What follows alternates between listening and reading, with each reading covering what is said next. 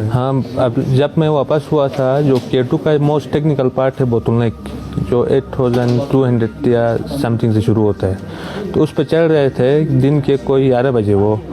तो मैं श्योर हूँ कि उन्होंने सबमिट किया है और सबमिट करके वापसी पे उनका कोई मसला हुआ, एक्सीडेंट हुआ है बोतलनेक पे या नीचे, इस वजह से वो मिसिंग है।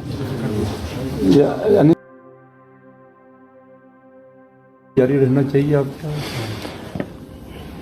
मेरे ख्याल में ऑपरेशन, अगर बॉडी की सर्चिंग के लिए ऑपरेशन हो तो ठीक है, बाकी उनके जो बचने के जो चांसेस है, अगर 8000 पे विंटर में बंदा 2-3 दिन से पट है तो जिंदा बचने की चांसेस ना।